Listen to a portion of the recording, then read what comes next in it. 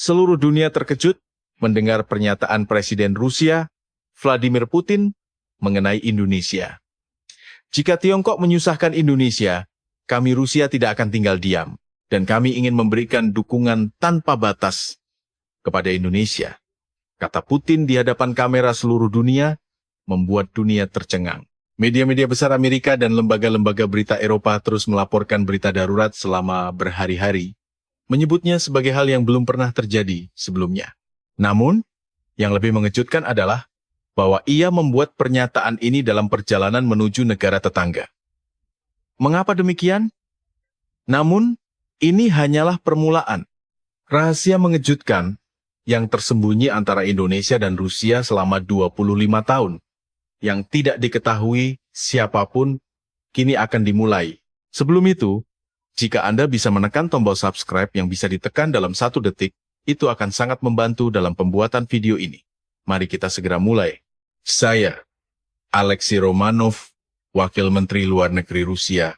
Selama 25 tahun, saya telah menyaksikan semua keputusan diplomatik Rusia dari dekat. Dan hari ini, saya akan mengungkapkan kepada Anda cerita yang saya pikir tidak akan pernah dipublikasikan. Pada tanggal 18 Juni 2024, pukul 23.00, di ruang rapat rahasia di lantai 3 bawah tanah Kremlin. Wakil Menteri, menurutmu apa yang harus kukatakan besok di konferensi pers? Tanya Presiden sambil menatap saya. Saat itu sehari sebelum kunjungan ke negara tetangga. Tentu saja, saya pikir beliau akan memulai dengan pembicaraan tentang pemimpin negara tetangga. Namun, kata-kata Presiden selanjutnya sangat mengejutkan. Saya akan mulai dengan berbicara tentang Indonesia. Tidak, Presiden. Mengapa berbicara tentang Indonesia saat Anda akan mengunjungi negara tetangga? Kamu mungkin tidak tahu, tapi saya tahu. Apa yang telah Indonesia lakukan untuk kita? Seketika, ruang rapat menjadi hening. Dari Menteri Pertahanan, Kepala Intelijen, hingga Wakil Perdana Menteri Ekonomi, semua orang menahan napas. Presiden melanjutkan. Pada tahun 1998, 2014, dan hingga sekarang, Indonesia tidak pernah mengkhianati kita sekalipun. Apakah ini kebetulan?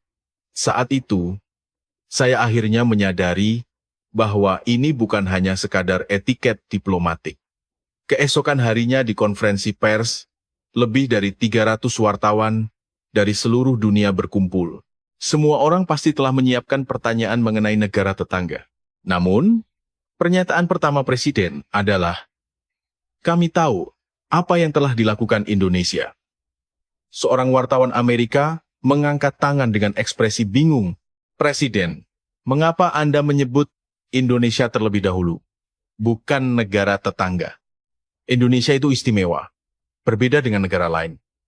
Media-media barat yang hadir mulai berbisik-bisik, mereka menyadari ada latar belakang khusus. Setelah konferensi pers berakhir, pertanyaan-pertanyaan membanjiri saya, apa sebenarnya Indonesia itu?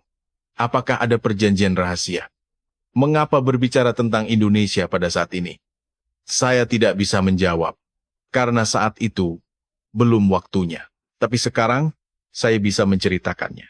Pandangan Rusia terhadap Indonesia menyembunyikan rahasia luar biasa yang terakumulasi selama 25 tahun. Dan rahasia itu terhubung dengan wajah sejati Indonesia yang tidak diketahui dunia. Anda pasti akan terkejut. Jika Anda bertanya kepada orang Rusia, negara Asia mana yang paling bisa dipercaya, nomor 1 adalah Indonesia.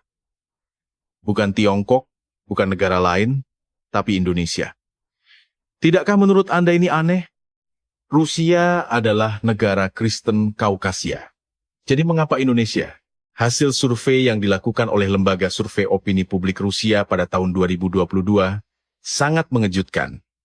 Dalam hal negara Asia yang paling disukai, Indonesia menempati posisi pertama dengan 72%.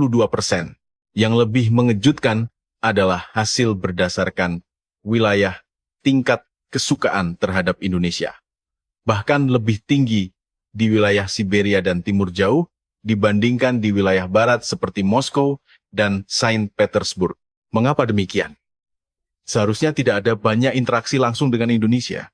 Ketika saya bertanya kepada para diplomat yang bertanggung jawab atas Timur Jauh, jawaban yang saya dapatkan adalah, wakil menteri, orang Indonesia itu berbeda.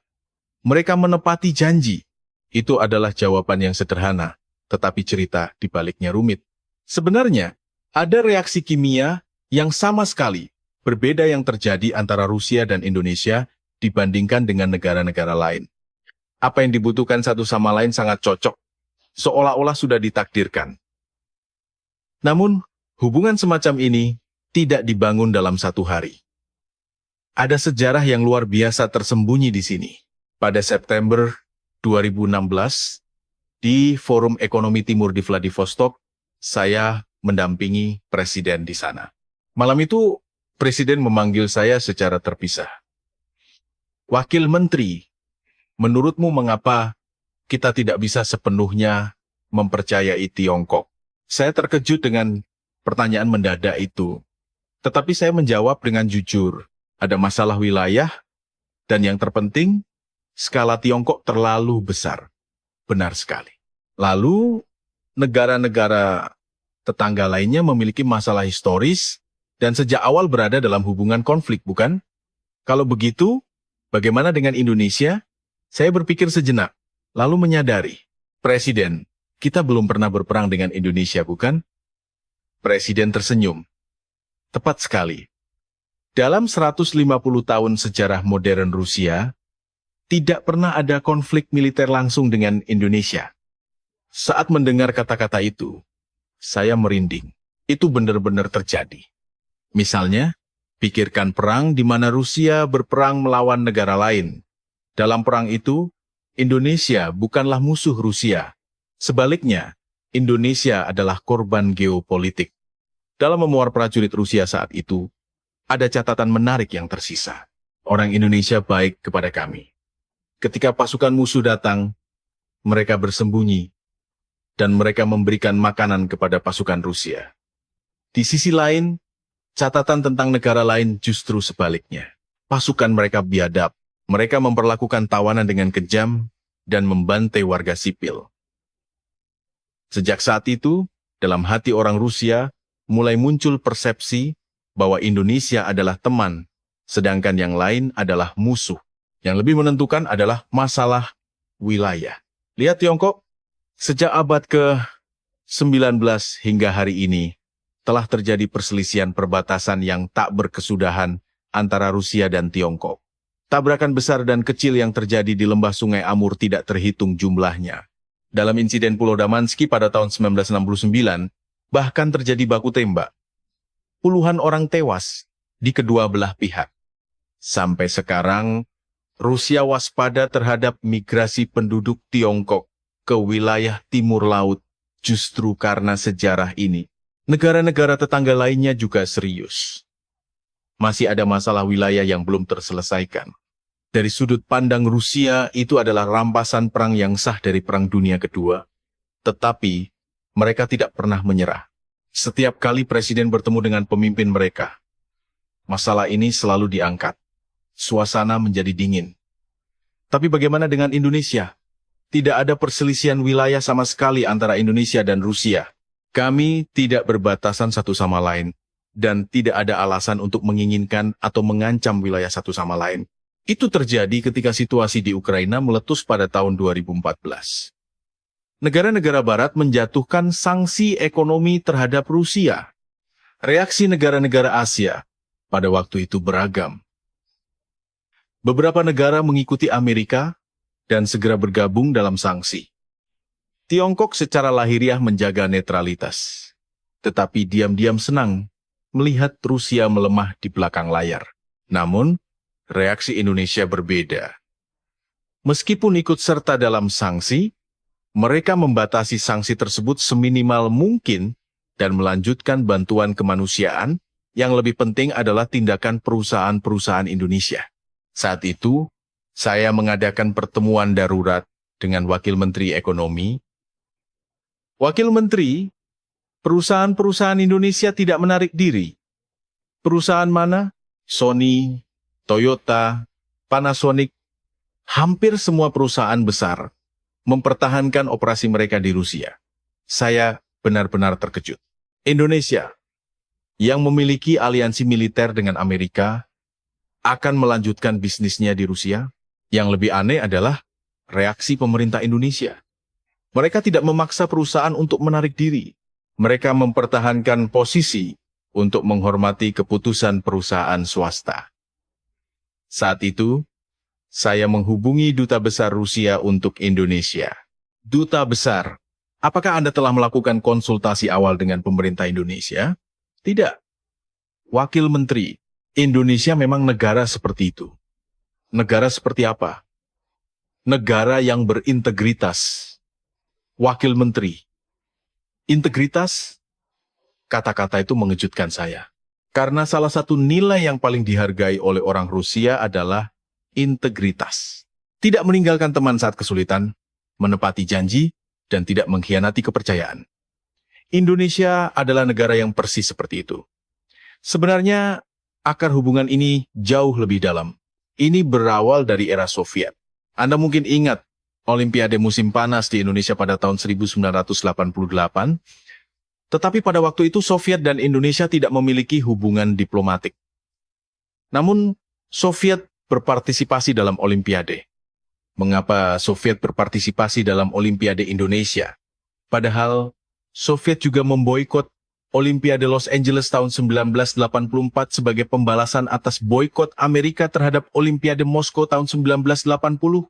Jawabannya ada dalam memuar mantan Menteri Luar Negeri Shevardnadze, seorang orang kepercayaan Gorbachev saat itu. Indonesia tidak mencoba memanfaatkan kami secara politik. Mereka murni ingin menciptakan festival olahraga. Keputusan Soviet untuk berpartisipasi dalam Olimpiade bukan hanya untuk olahraga semata. Itu karena ada kepercayaan terhadap Indonesia. Dan kepercayaan ini terus berlanjut hingga sekarang. Pada Desember 2015, di Kementerian Ekonomi di Moskow, saya menghadiri rapat darurat yang mendadak dipanggil. Saat itu sanksi ekonomi Barat sedang gencar, dan ekonomi Rusia sedang goyah. Wakil Menteri, jika terus begini, industri manufaktur kita akan runtuh sepenuhnya, kata Wakil Menteri Ekonomi dengan ekspresi putus asa. Di atas meja, deretan angka yang mengejutkan terpampang. Siemens dari Jerman, Renault dari Prancis menghentikan produksi, General Electric dari Amerika membatalkan kontrak. Tapi, Wakil Menteri, ada hal aneh. Apa itu? Penjualan perusahaan-perusahaan Indonesia justru meningkat. Saya tidak percaya mata saya. Dalam situasi di mana semua perusahaan asing menarik diri, hanya perusahaan Indonesia yang meningkatkan penjualan, tolong berikan angka pastinya. Penjualan Sony di Rusia meningkat 23% dari tahun sebelumnya. Panasonic meningkat 35%. Toyota Motor melonjak 47%. Pangsa pasar Toyota dan Honda di pasar mobil penumpang Rusia melebihi 20%. Saat itu, saya menyadari bahwa ini bukan kebetulan. Keesokan harinya, saya mengirim kawat darurat ke Kedutaan Besar Rusia di Indonesia. Selidiki latar belakang peningkatan investasi perusahaan Indonesia di Rusia. Seminggu kemudian, jawaban yang saya terima sangat mengejutkan. Pemerintah Indonesia menempatkan Rusia sebagai mitra inovatif dalam kebijakan New Northern Policy dan secara aktif mendorong perusahaan untuk masuk ke Rusia. New Northern Policy adalah istilah yang baru pertama kali saya dengar. Saya segera memanggil seorang ahli studi Indonesia. Pak, apa itu kebijakan New Northern Policy Indonesia? Wakil Menteri, ini adalah strategi yang benar-benar luar biasa. Indonesia melihat ke arah utara untuk mencari jalan bertahan hidup di antara Tiongkok dan negara-negara tetangga lainnya. Utara mengacu pada Rusia, Mongolia, dan Asia Tengah. Terutama, Indonesia sangat mementingkan kerjasama dengan Rusia. Saat itu, teka-teki akhirnya tersusun. Pikirkan dilema geopolitik Indonesia. Di selatan adalah laut, di barat adalah Tiongkok yang besar dan merepotkan, dan di timur adalah negara tetangga dengan masalah sejarah. Namun, terobosan yang ditemukan Indonesia justru adalah Rusia. Itu terjadi pada tahun 2016 ketika Perdana Menteri Indonesia bertemu dengan Presiden Rusia. Saya juga hadir di sana. Indonesia dan Rusia adalah mitra yang sangat diperlukan satu sama lain, kata Perdana Menteri Indonesia. Presiden Rusia menunjukkan minat. Dalam hal apa Anda berpendapat demikian? Kami membutuhkan energi, dan negara Anda membutuhkan teknologi canggih, bukan? Itu adalah analisis yang tepat. Rusia adalah kekuatan energi dengan cadangan gas alam terbesar di dunia dan produksi minyak mentah ke-6 terbesar. Namun, ada masalah. Sulit menemukan pembeli. Eropa berusaha mengurangi ketergantungan pada Rusia dan Tiongkok meningkatkan produksi domestiknya. India dan Asia Tenggara kekurangan infrastruktur. Namun, Indonesia berbeda. Ketergantungan Indonesia pada impor energi sebenarnya adalah 94%. Hampir semua energinya bergantung pada impor, terutama gas alam yang diimpor 100%. Yang lebih penting adalah posisi geografis Indonesia. Dari timur jauh Rusia ke Indonesia, hanya perlu membangun jalur pasokan yang efisien. Biayanya juga jauh lebih murah dibandingkan mengangkutnya dengan kapal dari Timur Tengah. Bahkan, mulai tahun 2017, pengiriman gas dari Sakhalin Rusia mulai digenjot.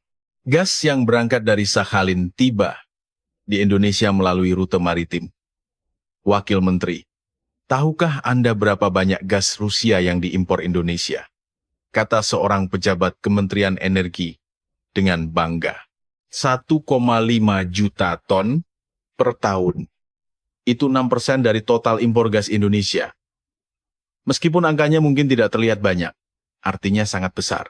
Karena alternatif untuk mengurangi ketergantungan pada Timur Tengah telah ditemukan. Namun, hal yang sama juga terjadi di arah sebaliknya. Ketika melihat barang-barang yang diimpor Rusia dari Indonesia, sungguh aneh. Semuanya adalah barang yang tidak bisa atau tidak bisa dibuat dengan baik oleh Rusia. Smartphone Sony memiliki pangsa pasar nomor 2 di Rusia, populer setelah Apple. Tahukah Anda mengapa orang Rusia menyukai Sony? Karena harganya sepadan dengan kinerja. Sangat cocok dengan karakter orang Rusia, kata seorang karyawan toko Sony di Moskow. Toyota dan Honda bahkan lebih luar biasa. Mereka bahkan membangun pabrik di Saint Petersburg, Rusia. Mobil-mobil yang dikirim dari pabrik ini, yang dibuka pada tahun 2010, dijual di seluruh Rusia. Tahukah Anda model Toyota Corolla? Kata seorang pejabat Kementerian Perindustrian dengan bersemangat. 70% taksi di Rusia adalah Corolla. Itu adalah mobil yang paling sering terlihat di kota Moskow. Itu benar sekali. Setiap kali saya berjalan di Moskow, saya melihat Toyota berkali-kali. Yang lebih menarik adalah reaksi orang Rusia. Mobil Indonesia jarang rusak.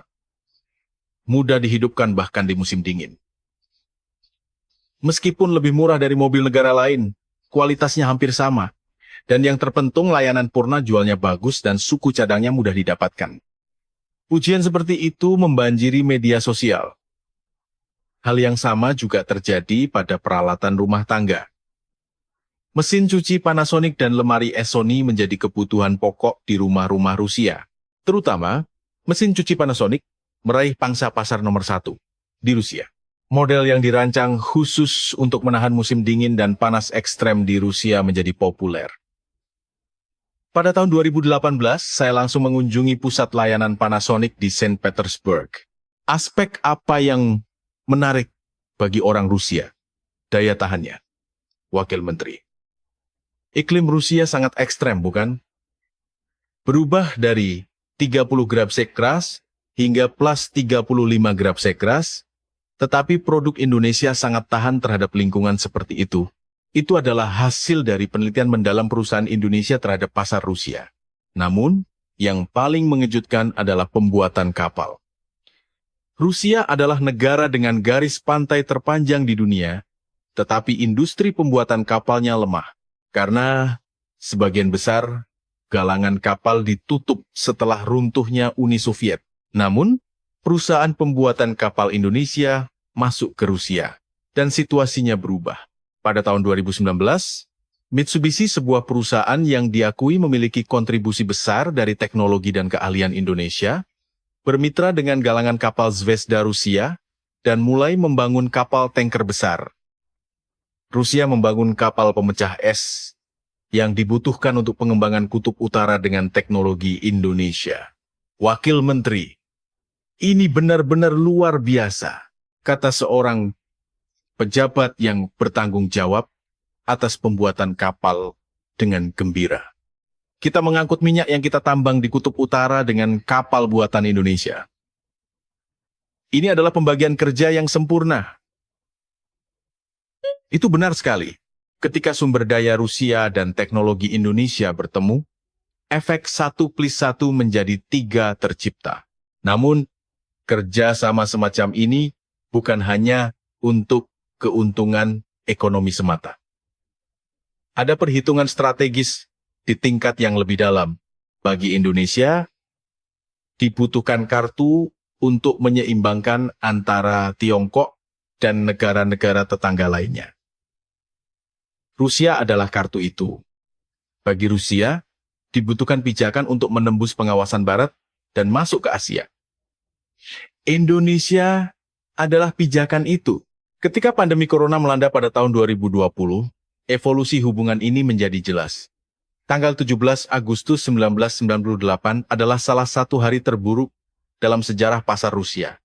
Saat itu, saya adalah seorang staf rendahan di Kementerian Luar Negeri. Pagi itu, dalam perjalanan ke kantor, terjadi keributan besar. Romanov, segera ke Kementerian Ekonomi, teriak kepala bagian dengan suara cemas. Saya bergegas tanpa tahu apa yang terjadi. Di depan gedung Kementerian Ekonomi, wartawan berkerumun. Kilatan kamera menyala, dan reporter berbicara dengan bersemangat. Rubel anjlok 75%, pemerintah Rusia menyatakan gagal bayar. Investor asing memulai penarikan besar-besaran. Saat itulah saya akhirnya memahami situasinya. Rusia telah bangkrut. Ketika saya masuk ke ruang rapat Kementerian Ekonomi, para menteri duduk dengan ekspresi putus asa. Berapa banyak perusahaan asing yang mengatakan akan menarik diri? Hampir semua. Menteri, Jerman, Prancis, Amerika, Inggris, semua negara investor utama menarik diri. Negara-negara Asia lainnya juga mulai menarik diri sejak kemarin. Saat itu, seorang pejabat dengan hati-hati angkat bicara. Menteri, tapi Indonesia sepertinya sedikit berbeda. Bagaimana bedanya? Tidak ada pengumuman penarikan diri. Sebaliknya, anak perusahaan lokal beroperasi seperti biasa. Semua orang menggelengkan kepala. Negara-negara lain bergegas untuk melarikan diri. Tetapi Indonesia justru tetap bertahan.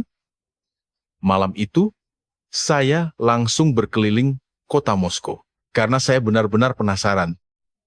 Jalan Tverskaya, tempat perusahaan asing terpusat, sepi. Satu persatu papan nama diturunkan. Namun, saya melihat pemandangan yang mengejutkan. Lampu, toko Sony menyala.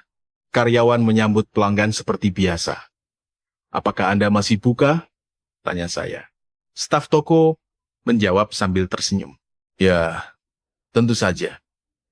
Mengapa kami harus tutup? Perusahaan dari negara lain semuanya telah menarik diri, tetapi kami berbeda. Kantor pusat kami menyuruh kami untuk terus beroperasi. Sungguh aneh. Meskipun rubel hampir tidak bernilai dan ekonomi benar-benar runtuh, perusahaan Indonesia tetap bertahan. Showroom Toyota juga sama. Sebaliknya, orang-orang semakin banyak berkumpul. Apakah harga mobil menjadi lebih murah? Tidak, karena rubel anjlok, harganya menjadi lebih tinggi jika dikonversi ke dolar. Tapi orang-orang tetap datang. Mengapa? Karena mereka percaya bahwa mobil Indonesia tidak akan pergi. Mereka berpikir bahwa mereka akan bisa mendapatkan layanan purna jual nanti. Saat mendengar kata-kata itu, saya merinding. Kepercayaan, itu dia. Keesokan harinya, saya melapor ke kantor. Kepala bagian, perusahaan Indonesia benar-benar tidak menarik diri. Yakin? Saya melihatnya sendiri. Sebaliknya, mereka berbisnis dengan lebih antusias. Kepala bagian juga terkejut. Saya juga memeriksa situasi perusahaan Asia lainnya. Bagaimana hasilnya? Semua sedang bersiap untuk menarik diri, memecat karyawan dan melikuidasi aset. McDonald's dan Coca-Cola di Amerika sudah tutup. General Motors juga menghentikan produksi. Jerman, Volkswagen, Siemens, semuanya mengumumkan penarikan diri. Tapi Indonesia berbeda. Atau lebih tepatnya, hanya Indonesia yang menunjukkan gerakan sebaliknya. 2 minggu kemudian, berita yang lebih mengejutkan muncul. Kepala bagian, Panasonic akan membangun pabrik di Rusia. Apa? Dalam situasi seperti ini? Ya, mereka akan membangun pabrik mesin cuci di pinggiran Moskow. Saya benar-benar mengira itu gila. Sebuah negara di ambang kehancuran. Tetapi mereka membangun pabrik. Namun, 6 bulan kemudian, saya menyadari bahwa mereka adalah seorang jenius. Pada tahun 1999, ekonomi Rusia perlahan mulai pulih, harga minyak mentah naik, dan situasinya membaik. Namun, siapa yang menguasai pasar? Tepat sekali. Perusahaan-perusahaan Indonesia. Sementara semua pesaing melarikan diri, perusahaan-perusahaan Indonesia memonopoli pasar. Pangsa pasar Sony di Rusia melonjak hingga 35%. Padahal sebelum krisis, hanya 15%. Toyota bahkan lebih hebat. Mereka berhasil naik ke posisi ketiga di pasar mobil penumpang Rusia. Bagaimana dengan Panasonic? Mereka meraih pangsa pasar nomor 1 dalam mesin cuci. Saat itu, saya menyadari bahwa ini bukan hanya keputusan bisnis. Pada tahun 2000, ketika Putin menjadi presiden, saya menemaninya sebagai ajudan.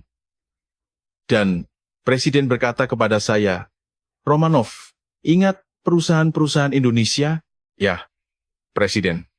Perusahaan-perusahaan yang tetap tinggal pada tahun 1998 itu kan? Betul.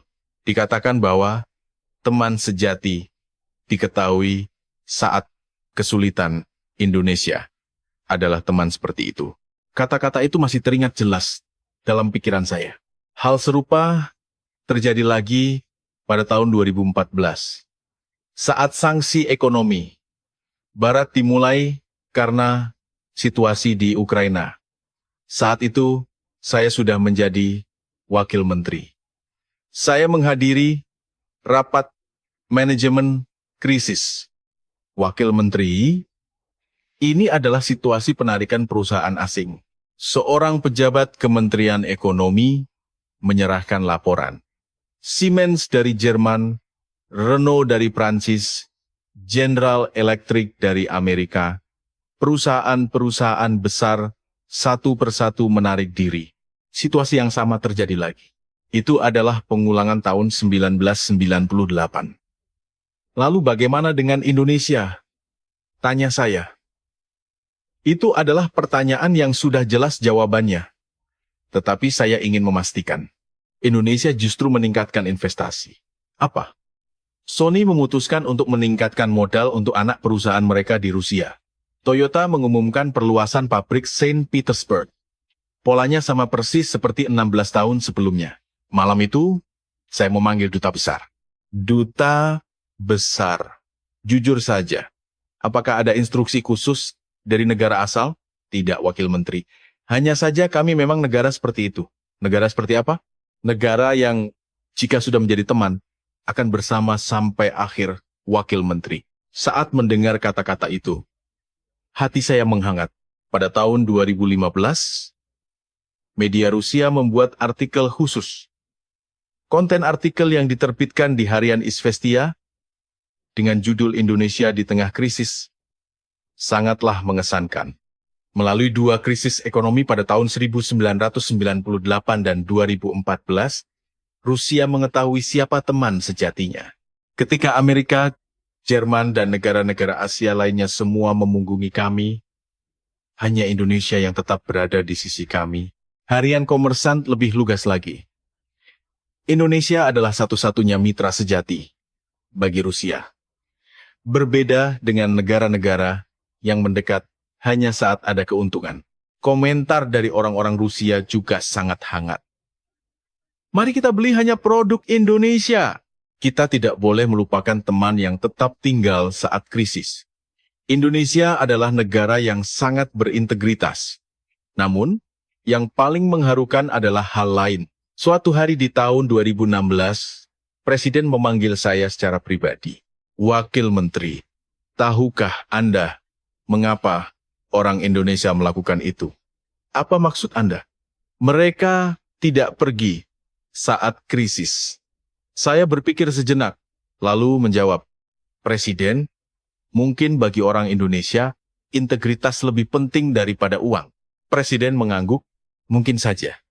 Mereka mirip dengan orang Rusia. Jadi mungkin hati kita bisa terhubung. Saat itu, saya yakin, hubungan khusus antara Rusia dan Indonesia adalah sesuatu yang melampaui sekadar keuntungan ekonomi. Namun, ada bagian yang tidak bisa dijelaskan hanya dengan integritas ini. Karena apa yang diperoleh Indonesia di Rusia lebih dari sekadar pangsa pasar. Pada musim gugur 2017, terjadi di Istana Kremlin di Moskow. Kami sedang mempersiapkan pertemuan puncak antara Presiden Rusia dan Perdana Menteri Indonesia. Namun, sebuah episode tak terduga terjadi. Wakil Menteri, Presiden mengatakan ingin makan kue Indonesia, kata Kepala Sekretariat dengan ekspresi bingung. Kue Indonesia? Kue apa? Coklat pie. Maksud saya coklat pie yang dijual di Rusia itu. Saya tertawa. Membicarakan coklat pie sebelum pertemuan puncak antar negara? Kepala Sekretariat, Anda bercanda kan? Tidak, beliau serius ingin memakannya. Saya dengar orang Rusia sangat menyukainya. Saya benar-benar terkejut. Presiden Putin tahu tentang coklat pie Indonesia? Malam itu, saya berkeliling minimarket di kota Moskow untuk memastikan apakah coklat pie yang disebut Presiden itu benar-benar ada. Ketika saya masuk ke minimarket pertama, saya langsung melihatnya. Coklat pie Indonesia memenuhi salah satu rak. Apakah ini laku? Tanya saya kepada kasir. Jawaban yang mengejutkan datang. Wakil Menteri, ini adalah kue paling populer di Rusia. Kami menjual puluhan setiap hari. Benarkah? Ya, terutama anak-anak sangat menyukainya. Orang dewasa juga banyak yang membelinya. Merasa penasaran? Saya pergi ke minimarket lain. Semuanya sama. Coklat pie ditempatkan di tempat yang paling menonjol. Sejak kapan ini menjadi begitu populer? Sekitar 10 tahun yang lalu. Ya? Awalnya semua ragu. Tetapi, setelah mencicipi sekali, orang-orang terus mencarinya. Saya pulang dan mencari di internet. Fakta yang sangat mengejutkan muncul. Coklat pie dari sebuah perusahaan kembang gula Indonesia mulai dijual di Rusia pada tahun 2007 dan pada tahun 2017 menduduki peringkat ketiga pangsa pasar coklat confectionery di Rusia. Yang lebih mengejutkan adalah media sosial Rusia. Ketika saya mencari coklat pie Indonesia di VK, puluhan ribu postingan muncul. Saya tidak bisa hidup tanpa coklat pie. Saya tidak tahu kue Indonesia seenak ini. Makan coklat pie sambil menikmati budaya populer Indonesia adalah hobi saya baru-baru ini. Melihat komentar-komentar itu, sungguh aneh. Itu tidak hanya karena menyukai kue, tetapi juga terhubung dengan simpati terhadap budaya Indonesia secara keseluruhan. Keesokan harinya, saya bertemu dengan kepala divisi Rusia dari perusahaan kembang gula tersebut. Kepala divisi, saya tidak tahu coklat pie begitu populer di Rusia. Wakil Menteri, ini baru permulaan. Penjualan tahun lalu meningkat 40% dari tahun sebelumnya. 40%? Ya. Dan ini meningkat hanya karena promosi dari mulut ke mulut tanpa pemasaran khusus. Mengapa orang Rusia begitu menyukainya? Bisa dibilang rasanya khas Indonesia. Tidak terlalu manis, tidak terlalu kuat. Sepertinya sangat cocok dengan selera orang Rusia. Rasa penasaran saya mendorong saya untuk mencari tahu lebih lanjut. Bukan hanya coklat pie. Indomie Cup Noodles juga sangat sukses di Rusia. Ekspor dimulai pada tahun 2015, dan pangsa pasarnya di pasar mie instan cup Rusia berkembang pesat. Tahukah Anda mengapa orang Rusia menyukai ramen Indonesia? Penanggung jawab ekspor Indomie ke Rusia menjelaskan kepada saya. Rasanya kompleks. Ramen Rusia yang ada saat ini sederhana, tapi ramen Indonesia memiliki rasa yang dalam di balik kepedasannya. Produk spesifik apa yang populer? Seafood noodle menempati peringkat pertama, dan mie super pedas peringkat kedua. Mie super pedas? Orang Rusia suka makanan pedas? Awalnya tidak. Tetapi karena budaya pop Indonesia menyebar, mereka mulai tertarik pada makanan Indonesia. Meskipun awalnya terlalu pedas untuk dimakan, mereka terus mencoba berkali-kali. Ini adalah fenomena yang sangat aneh. Musim dingin tahun itu, saya melakukan perjalanan dinas ke Saint Petersburg. Saya memiliki kesempatan untuk bertemu dengan mahasiswa setempat. Bagaimana pendapat kalian tentang Indonesia? Kami sangat menyukainya, jawab seorang mahasiswi dengan ceria. Mengapa kalian menyukainya? Tontonan dan dramanya menarik, dan makanan Indonesia juga enak. Makanan apa? Coklat pie, mie super pedas, poki merek yang diasosiasikan dengan Indonesia. Di minimarket, saya hanya memilih dan membeli kue-kue Indonesia. Mahasiswa lain juga mengangguk. Saya penggemar Indomie Cup Noodles. Saya suka kacang Garuda. Happy Turn juga enak. Saya terkejut para pemuda ini dengan lancar menyebutkan nama-nama kue Indonesia. Sejak kapan kalian mulai makan kue Indonesia? Sejak SMP. Awalnya saya membelinya karena penasaran, tapi jadi ketagihan. Ketagihan, ya. Setelah mencoba sekali, saya terus ingin memakannya. Benar-benar berbeda dengan kue Rusia. Saya pulang dan mencari lebih banyak informasi terkait. Statistik yang sangat mengejutkan muncul. Dalam survei konsumen yang dilakukan oleh pemerintah Rusia pada tahun 2018, merek-merek Indonesia mendominasi posisi teratas. Sony adalah merek elektronik favorit orang Rusia, menempati posisi pertama, mengalahkan Apple. Panasonic berada di peringkat kedua di kategori peralatan rumah tangga, dan Toyota serta Honda menempati peringkat ketiga di kategori otomotif. Namun, yang paling mengejutkan adalah kategori makanan. Sebuah perusahaan kembang gula Indonesia menduduki peringkat kedua dalam tingkat kesukaan merek permen, mengalahkan merek global seperti Nestle dan Mars. Mungkinkah ini terjadi? Saya tidak percaya. Kue-kue Indonesia begitu populer di Rusia. Pada musim panas 2019, cabang pertama sebuah restoran burger ala Indonesia dibuka di Moskow. Saya juga menghadiri upacara pembukaannya. Antrean tak pernah berhenti sejak hari pertama. Orang-orang Rusia menunggu berjam-jam untuk makan burger Indonesia. Mengapa Anda ingin mengantre begitu lama untuk makan? Tanya saya kepada seorang pemuda Rusia yang sedang mengantre. Bukankah ini makanan Indonesia? Saya benar-benar ingin mencobanya. Ada McDonald's dan Burger King, tapi itu Amerika dan ini Indonesia. Sama sekali berbeda. Sungguh aneh. Saya tidak menyangka kebangsaan merek begitu penting. Saya juga berbicara dengan presiden restoran burger ala Indonesia itu, presiden. Bagaimana Anda memutuskan untuk masuk ke Rusia? Melihat booming budaya pop Indonesia, saya merasakan potensi. Kaum muda Rusia benar-benar mencintai budaya Indonesia. Bagaimana setelah benar-benar datang? Jauh melampaui perkiraan. Terutama menu-menu khas Indonesia seperti rendang burger dan burger ayam crispy sangat populer. Melihat statistik akhir tahun itu, saya semakin terkejut. Ekspor makanan Indonesia ke Rusia meningkat 60% dari tahun sebelumnya. Terutama sektor kembang gula, ramen, dan minuman tumbuh pesat. Yang lebih penting adalah bahwa fenomena ini bukan hanya tren sesaat. Bahkan ketika perbatasan ditutup karena corona pada tahun 2020, impor makanan Indonesia terus meningkat. Orang Rusia memesan dan memakan kue-kue Indonesia secara online. Wakil Menteri, lihat ini, kata seorang pejabat sambil membawa materi yang menarik. Rupanya, mengunggah foto kue-kue Indonesia di Instagram menjadi tren di kalangan orang Rusia. Itu benar sekali.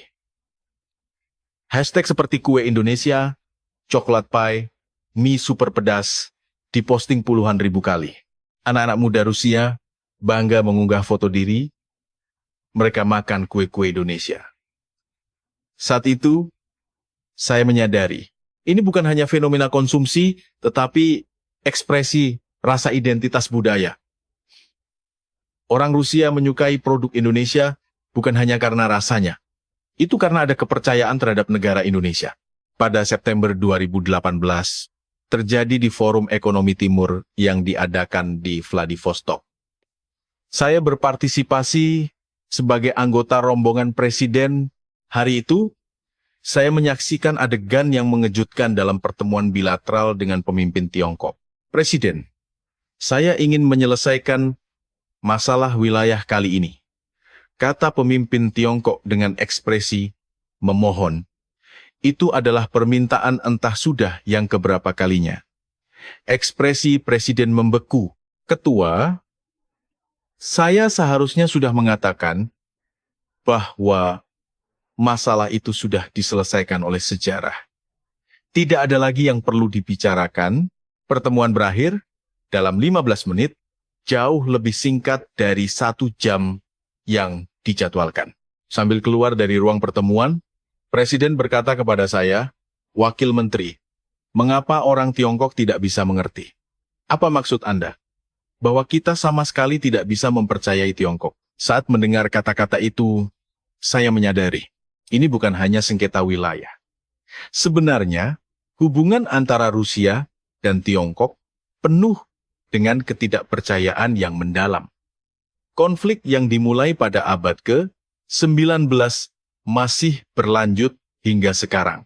Wakil Menteri, apakah Anda ingin melihat file-file terkait Tiongkok? Keesokan harinya, kepala bagian yang bertanggung jawab atas Timur Jauh membawa setumpuk file tebal. Apa ini? Ini adalah analisis kebijakan Tiongkok terhadap Rusia. Anda akan terkejut jika melihatnya. Ketika saya membuka file itu, saya benar-benar terkejut. Semua kebijakan yang diambil Tiongkok terhadap Rusia setelah Perang Dunia II bersifat permusuhan. Mereka secara aktif berpartisipasi dalam front anti-Soviet bersama Amerika dan tetap berada di garis depan perang anti-Rusia sepanjang era Perang Dingin. Yang lebih mengejutkan adalah tren terbaru. Kepala bagian menunjukkan materi terbaru kepada saya. Tiongkok terus meningkatkan tekanan internasional terkait masalah wilayah. Mereka mengangkat masalah ini secara teratur di konferensi internasional seperti G7 dan G20. Bagaimana tepatnya mereka menekan Rusia bersama Amerika? Mereka juga yang paling aktif dalam sanksi ekonomi. Itu benar sekali.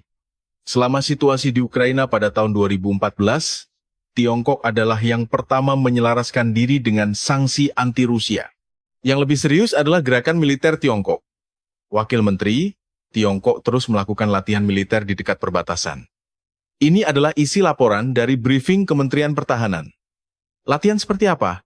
Latihan pendaratan, namanya juga jelas-jelas operasi pembalasan gagal.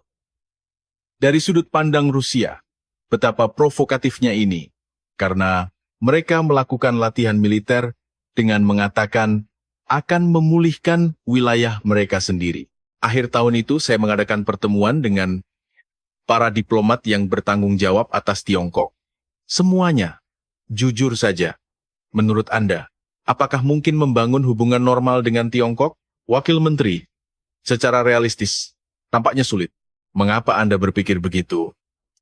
Tiongkok sama sekali tidak berniat berkompromi. Posisinya adalah menyerahkan wilayah tanpa syarat. Tidak ada ruang untuk negosiasi. Pernyataan resmi pemerintah Tiongkok adalah tidak akan pernah berkompromi. Situasi ini benar-benar mencekik. Namun, Tiongkok memiliki masalah lain. Pada musim panas 2019, ketika kami sedang mempersiapkan pertemuan puncak dengan Presiden Xi Jinping dari Tiongkok, tepat sebelum pertemuan, masalah serius muncul. Wakil Menteri Militer Tiongkok kembali melanggar perbatasan. Laporan darurat datang dari pasukan penjaga perbatasan. Di mana? Di sekitar Sungai Amur. Kapal-kapal penangkap ikan Tiongkok masuk ke wilayah perairan Rusia dan melakukan penangkapan ikan ilegal. Apakah ini pertama kalinya? Tidak. Ini sudah yang ketiga kalinya bulan ini. Inilah masalah dengan Tiongkok. Meskipun secara lahiriah disebut mitra strategis, di balik layar mereka saling mengendalikan. Yang lebih serius adalah masalah demografi. Wakil Menteri, laporan perubahan populasi di wilayah Timur Jauh telah dirilis. Petugas demografi berkata dengan ekspresi muram. Apa isinya? Populasi Rusia terus menurun, sementara populasi Tiongkok terus meningkat. Angka spesifiknya, jumlah penduduk Tiongkok yang tinggal di sekitar Vladivostok meningkat 300% dalam 10 tahun terakhir. Ini benar-benar mengejutkan. Yang lebih bermasalah adalah bahwa ini adalah migrasi legal. Legal? Ya, mereka datang untuk tujuan bisnis atau menjadi warga negara Rusia. Tidak ada cara untuk menghentikannya. Dalam situasi seperti ini, bagaimana reaksi penduduk Timur Jauh Rusia? Hasil survei opini publik tahun 2020 sangat mengejutkan. 67% orang Rusia di wilayah Timur Jauh merasa terancam oleh masuknya penduduk Tiongkok. Apakah Anda menyelidiki mengapa mereka berpikir begitu? Ya, ada 3 alasan utama. Sebutkan. Pertama, kehilangan pekerjaan karena orang Tiongkok. Kedua, kenaikan harga properti. Ketiga, ketakutan bahwa suatu hari wilayah ini mungkin menjadi wilayah Tiongkok. Alasan terakhir adalah yang paling serius.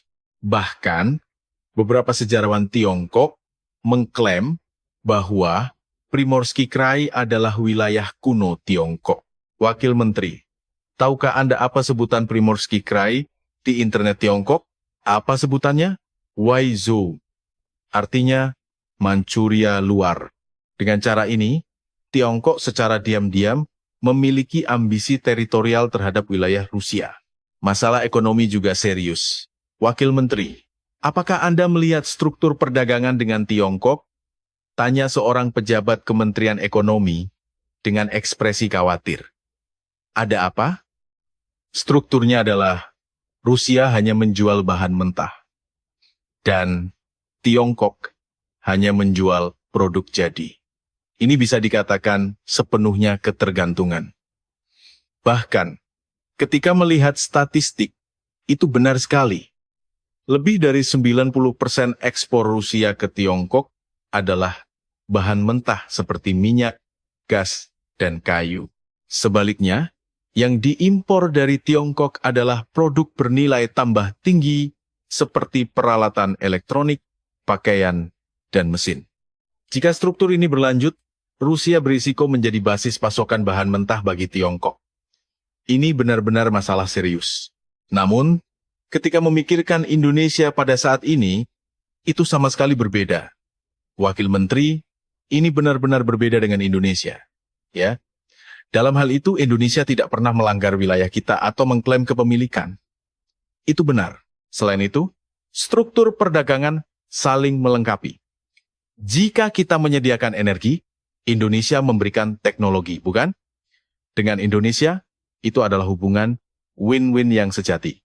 Dan Indonesia tidak pernah menekan kita. Apa maksudmu? Mereka tidak menuntut pengembalian wilayah seperti negara lain, atau memberikan tekanan demografi seperti Tiongkok. Itu benar sekali. Indonesia adalah satu-satunya negara tetangga yang tidak membebani Rusia. Pada tahun 2021, saya bertanya langsung kepada Presiden. Presiden, dari 3 negara Asia Timur, negara mana yang paling Anda percayai? Presiden menjawab tanpa ragu, Indonesia. Apakah ada alasannya? Tiongkok suatu hari nanti akan mencoba menelan kita. Negara-negara lain adalah boneka Amerika. Hanya Indonesia yang merupakan mitra sejati. Kata-kata itu menjelaskan semuanya. Alasan mengapa Rusia menganggap Indonesia istimewa sederhana. Hanya Indonesia yang merupakan satu-satunya tetangga yang tidak mengancam Rusia. Beberapa negara menuntut wilayah dan Tiongkok mengincar wilayah. Tetapi Indonesia sama sekali tidak melakukan hal seperti itu. Sebaliknya, Indonesia selalu menjadi negara yang membantu Rusia saat kesulitan. Itulah mengapa orang Rusia menganggap Indonesia istimewa. Ada kepercayaan sejati yang melampaui kepentingan. Pada 4 Juli 2019, di Kementerian Luar Negeri Moskow, hari itu adalah salah satu hari tersibuk saya sebagai Wakil Menteri Duta Besar Tiongkok meminta pertemuan darurat. Wakil Menteri Duta Besar Tiongkok mengatakan ada hal yang sangat mendesak, kata sekretaris dengan ekspresi khawatir. Sudah dengar apa maksudnya? Rupanya ini masalah penamaan zona ekonomi eksklusif Natuna di peta maritim. Zona ekonomi eksklusif Natuna? Mengapa tiba-tiba? Begitu Duta Besar Tiongkok masuk, ia langsung membahas intinya. Apakah Anda sudah melihat peta maritim terbaru yang diterbitkan oleh Kementerian Kelautan Rusia? Belum. Ada apa? Zona ekonomi eksklusif Natuna telah secara eksplisit ditunjukkan sebagai zona ekonomi eksklusif Indonesia di peta tersebut. Wajah Duta Besar Tiongkok cukup tegang. Apakah itu jadi masalah? Tentu saja. Secara internasional, seharusnya menggunakan penamaan yang lebih netral atau mempertimbangkan klaim Tiongkok. Saya tertawa dalam hati. Tiongkok datang bahkan ke Rusia untuk menuntut perubahan penamaan zona ekonomi eksklusif Natuna. Duta Besar, itu adalah yurisdiksi Kementerian Kelautan kami. Saya akan memeriksanya dan menghubungi Anda. Setelah Duta Besar Tiongkok pergi, saya segera menelepon Kementerian Kelautan. Direktur Jenderal, bagaimana Anda menamai zona ekonomi eksklusif Natuna di peta maritim terbaru? Kami menamainya Zona Ekonomi Eksklusif Indonesia di sekitar Natuna. Ada apa? Duta Besar Tiongkok datang memprotes. Oh, begitu? Tapi, Wakil Menteri, mengapa kita harus mengikuti perkataan Tiongkok? Itu benar sekali. Mengapa Rusia harus mengikuti tuntutan Tiongkok? Ngomong-ngomong, bagaimana negara lain menamainya? Indonesia. Tentu saja, zona ekonomi eksklusifnya. Amerika dan Eropa menggunakan nama netral. Negara-negara Asia lainnya menggunakan penamaan yang lebih condong ke Tiongkok. Jadi mengapa kita menggunakan zona ekonomi eksklusif Indonesia? Karena materi dari pihak Indonesia adalah yang paling akurat. Dan sejujurnya, kami tidak punya alasan untuk memihak Tiongkok. Saat mendengar kata-kata itu, saya menyadari. Ini bukan hanya masalah penamaan. Keesokan harinya, saya memanggil rapat departemen terkait. Semuanya. Mari kita klarifikasi posisi kita mengenai masalah penamaan zona ekonomi eksklusif Natuna. Wakil Menteri. Sebenarnya ini bukan yang pertama kali, kata Direktur Jenderal yang bertanggung jawab atas Timur Jauh. Apa maksud Anda? Pada tahun 2015, Tiongkok juga mengajukan tuntutan yang sama. Kami juga menolaknya saat itu. Ada alasannya, kami mempertimbangkan hubungan dengan Indonesia. Kami tidak perlu sengaja memprovokasi Indonesia. Sungguh menarik. Rusia mempertimbangkan Indonesia. Dan Wakil Menteri, yang lebih penting adalah ini. Seorang pejabat Kementerian Kelautan menyerahkan dokumen Rusia dan Indonesia melakukan survei kelautan bersama di perairan sekitar zona ekonomi eksklusif Natuna. Sejak kapan? Sejak 2017. Setiap musim panas, tim survei gabungan dikirim untuk meneliti ekosistem laut. Apakah Tiongkok tidak berpartisipasi? Kami mengundang mereka, tetapi mereka menolak. Karena itu berarti mengakui zona ekonomi eksklusif tersebut sebagai wilayah Indonesia. Dalam situasi seperti ini, tidak ada alasan bagi Rusia untuk memihak Tiongkok. Namun, insiden yang lebih menentukan terjadi. Pada akhir Juli 2019, Tiongkok mengumumkan pembatasan ekspor rare earth, mineral tanah jarang, terhadap Indonesia. Malam itu, saya menerima laporan darurat. Wakil Menteri, Tiongkok telah memulai pembalasan ekonomi terhadap Indonesia. Isinya apa? Menghentikan ekspor rare earth, yang sangat penting untuk industri berteknologi tinggi. Apakah dampaknya besar bagi Indonesia? Sangat besar, Wakil Menteri. Perusahaan seperti Toyota dan Sony mungkin tidak dapat berproduksi. Saat itu, saya langsung merasakan kesempatan telah datang. Keesokan paginya, saya menelepon Menteri Industri Sains. Menteri, bagaimana situasi produksi bahan alternatif? Cukup, kami adalah produsen terkemuka dunia di bidang ini. Bisakah kita mengekspor ke Indonesia? Tentu saja. Kapanpun bisa. Kualitasnya mungkin lebih baik dari produk Tiongkok, karena kemurniannya lebih tinggi. Tepat sekali. Saat istirahat makan siang, saya memanggil Duta Besar Indonesia. Duta Besar, Anda pasti kesulitan dengan pembatasan ekspor Tiongkok, bukan? Ya, Wakil Menteri. Situasinya benar-benar sulit. Mungkin kami bisa membantu. Bagaimana? Pasokan bahan mineral alternatif.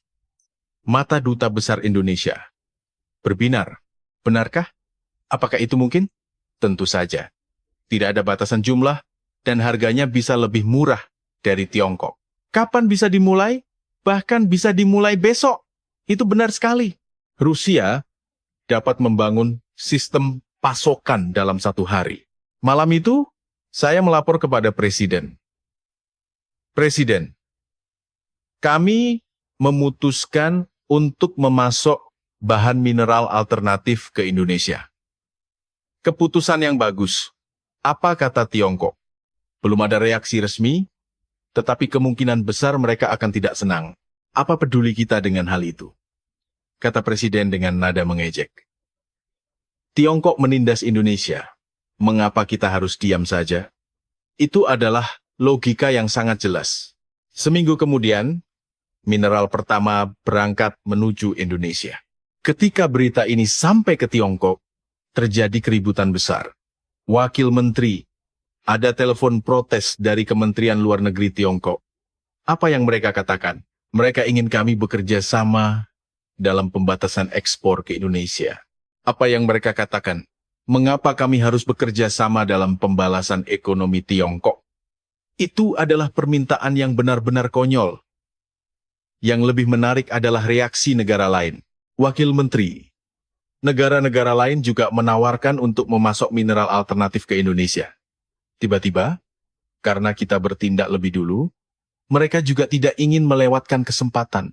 Pada akhirnya, pembatasan ekspor Tiongkok gagal total.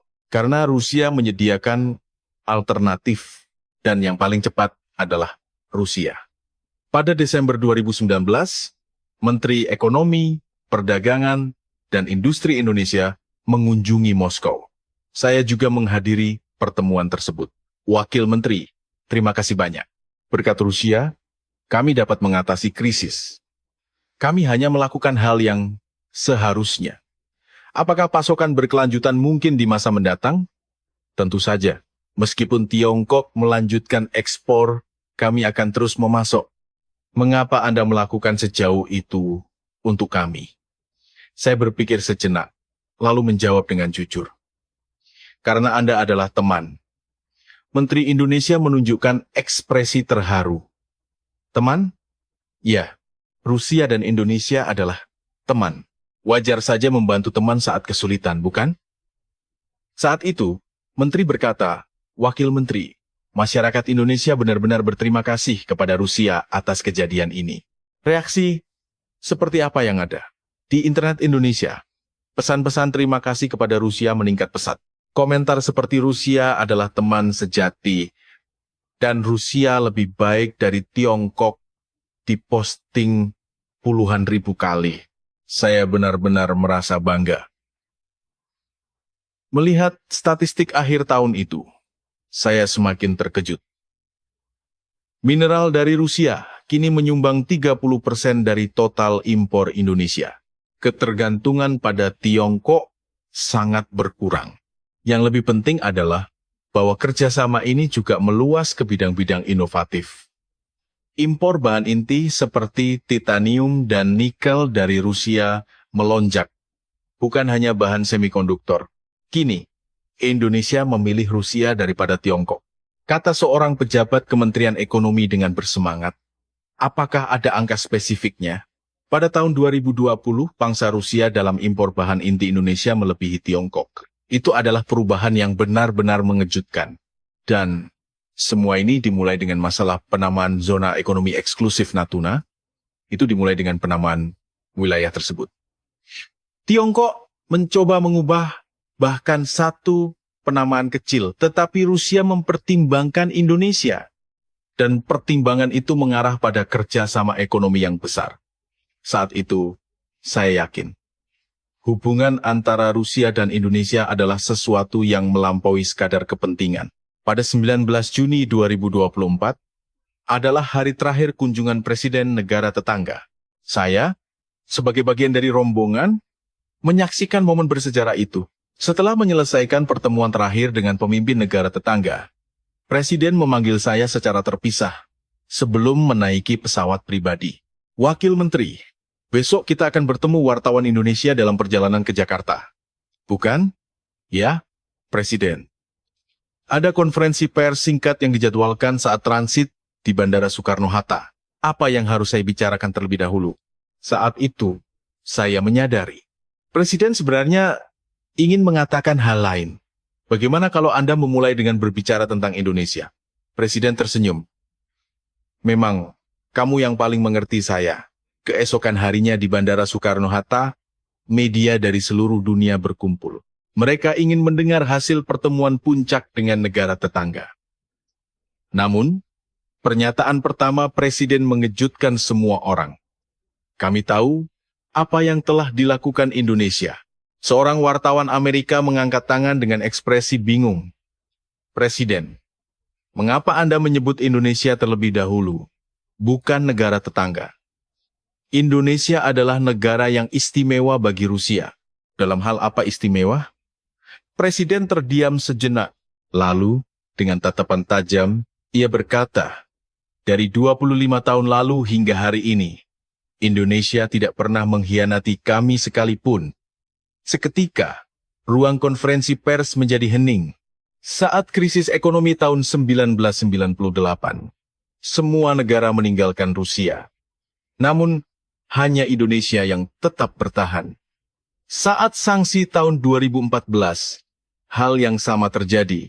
Perusahaan-perusahaan Indonesia tetap bersama kami sampai akhir. Pada tahun 2019, ketika Tiongkok menyusahkan Indonesia, kami mengulurkan tangan bantuan dalam satu hari. Suara Presiden dipenuhi dengan emosi. Inilah persahabatan sejati. Bukan perhitungan, melainkan hati. Seorang wartawan Reuters bertanya, Presiden, apakah Rusia menganggap Indonesia sebagai sekutu? Tidak, jawab Presiden dengan tegas. Aliansi terjalin karena kepentingan. Namun, hubungan kami dengan Indonesia lebih dalam dari itu. Hubungan seperti apa? Teman sejati. Saat mendengar kata-kata itu, hati saya menghangat. Semua momen yang saya saksikan selama 25 tahun terlintas kembali. Konferensi pers berakhir, dan di dalam pesawat pribadi, Presiden berkata kepada saya, Wakil Menteri, Anda tidak menyesali kata-kata Anda hari ini, kan? Mengapa Anda mengatakan hal seperti itu? Karena saya hanya mengatakan kebenaran. Itu benar sekali. Semuanya adalah kebenaran. Dalam perjalanan kembali ke Moskow, saya merenungkan 25 tahun terakhir. Malam krisis ekonomi tahun 1998, lampu toko Sony yang menyala, momen ketika Toyota mengumumkan perluasan pabrik bahkan di bawah sanksi tahun 2014. Rapat pada tahun 2019, yang memutuskan untuk memasok bahan mineral alternatif dalam satu hari. Semua momen itu terhubung dengan pernyataan Putin hari ini. Keesokan harinya, media Rusia melaporkan secara besar-besaran. Putin nyatakan Indonesia sebagai teman sejati secara terbuka, persahabatan 25 tahun akhirnya diakui secara resmi. Indonesia satu-satunya mitra sejati Rusia di Asia yang mengharukan adalah reaksi pengguna internet Rusia. Benar, Indonesia adalah negara yang sangat berintegritas. Kita tidak boleh melupakan teman yang tetap tinggal saat krisis. Mari kita beli hanya produk Indonesia. Kalian di Indonesia, lihat ini. Terima kasih. Puluhan ribu komentar masuk. Mari kita berteman lebih akrab dengan Rusia mulai sekarang. Itu adalah reaksi yang sangat hangat. Malam itu, saya makan malam bersama keluarga dan bercerita. Ayah, hari ini Presiden mengatakan Indonesia adalah teman sejati. Istri saya terkejut. Benarkah? Di tempat terbuka. Ya, di depan media seluruh dunia. Mengapa? Karena dia benar-benar berpikir begitu. Istri saya mengangguk. Wajar saja. Berapa banyak cerita bagus yang Anda ceritakan selama 25 tahun sebagai penanggung jawab Indonesia? Cerita apa? Betapa bersemangatnya orang Indonesia dalam integritas, betapa mereka menepati janji, betapa mereka membantu saat kesulitan. Mendengarnya, saya merasa itu adalah negara yang sangat indah. Saya tanpa sadar sering berbicara tentang Indonesia. Dan bukankah putri kita lahir saat Anda bertugas di Jakarta? Ya, putri sulung saya lahir di Jakarta pada tahun 2006. Saya masih ingat betapa baiknya orang Indonesia. Saat melahirkan, perawat rumah sakit memperlakukan kami, orang asing, seperti keluarga mereka sendiri. Itu benar sekali. Pengalaman saya di Indonesia adalah salah satu masa paling hangat dalam hidup saya. Sayang, saya sekarang yakin. Apa? Rusia dan Indonesia akan bertahan sangat lama. Hubungan seperti ini tidak akan mudah runtuh. Keesokan harinya, saya pergi bekerja dan berbicara dengan bawahan saya. Semuanya, pernyataan Presiden yang menyebut Indonesia sebagai teman sejati sedang menjadi topik hangat. Ya, Wakil Menteri itu benar-benar luar biasa. Itu adalah puncak dari hubungan yang telah kita bangun selama 25 tahun. Salah satu diplomat muda bertanya, Wakil Menteri, apakah hubungan seperti ini akan terus berlanjut? Tentu saja, ini baru permulaan. Apa maksud Anda? Selama ini, kerjasama ekonomi adalah intinya. Tetapi mulai sekarang akan menjadi lebih dalam. Saya benar-benar berpikir begitu. Jika teknologi Indonesia dan sumber daya Rusia bertemu, ada kemungkinan tak terbatas. Secara spesifik, di bidang apa? Pengembangan luar angkasa, kecerdasan buatan, energi baru, dan industri masa depan secara umum. Apakah Indonesia memiliki teknologi seperti itu? Tentu saja. Indonesia sudah berada di level tertinggi dunia. Itu benar sekali. Kekuatan teknologi Indonesia mendunia. Akhir tahun itu, saat saya merefleksikan akhir tahun, saya menyadari tahun 2024 adalah titik balik dalam sejarah hubungan Rusia dan Indonesia. Pernyataan Presiden tentang teman sejati adalah deklarasi resmi kepercayaan yang telah terakumulasi selama 25 tahun. Kedua negara tidak lagi memiliki alasan untuk menyembunyikan apapun karena mereka telah memberitahu seluruh dunia bahwa mereka saling menganggap sebagai mitra yang berharga. Menyambut tahun baru 2025, saya membuat sumpah baru. Saya akan melakukan yang terbaik agar Rusia dan Indonesia dapat mempertahankan hubungan baik seperti sekarang dalam 10 atau 20 tahun ke depan. Karena saya tahu betapa berharganya persahabatan ini. Hubungan antar negara juga sama.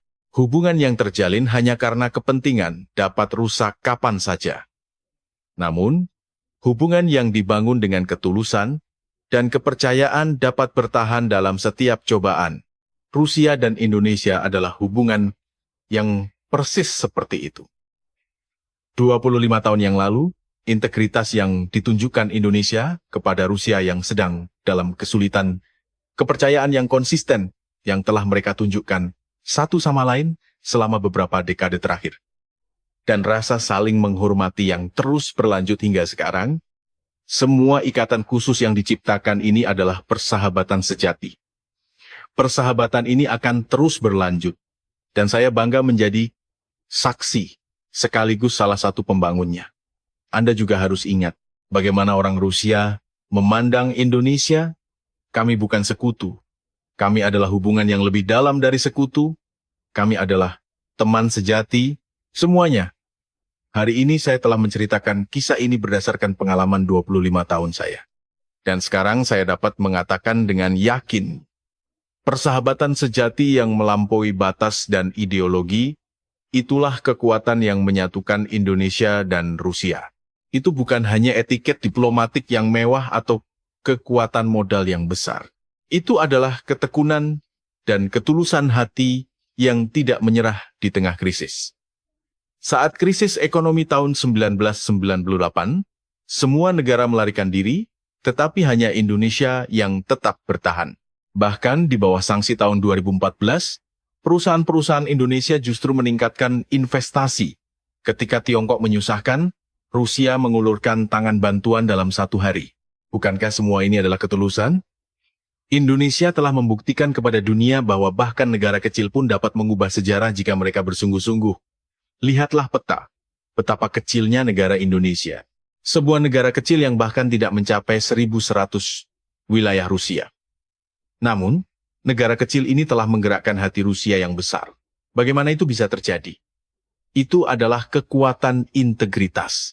Saya telah hidup sebagai diplomat selama 25 tahun dan melihat banyak negara. Tetapi tidak ada negara yang secara konsisten menjaga kepercayaan seperti Indonesia. Itu berbeda dengan negara-negara yang mendekat hanya saat ada keuntungan. Indonesia menepati janji bahkan jika harus merugi. Mereka tetap berada di sisi teman yang kesulitan sampai akhir. Ada banyak negara yang membeli hati orang dengan uang. Ada juga negara yang mencoba menaklukkan orang lain dengan kekuasaan. Tetapi Indonesia berbeda. Mereka mendapatkan hati orang dengan ketulusan. Sebuah negara yang meninggalkan jejak, membangun kepercayaan, dan membuat hal yang mustahil menjadi mungkin. Itulah Indonesia. Bahkan negara sebesar Rusia pun menunduk di hadapan Indonesia karena apa yang ditunjukkan Indonesia adalah integritas sejati. Kalian juga harus bangga betapa indahnya negara tempat kalian tinggal ini. Sebuah negara yang benar-benar indah, yang tidak akan membuat kalian malu dimanapun di dunia. Saya berharap Indonesia akan terus menjadi seperti ini, dan persahabatan antara Indonesia dan Rusia akan abadi. Dan tolong sampaikan kebanggaan kalian di kolom komentar.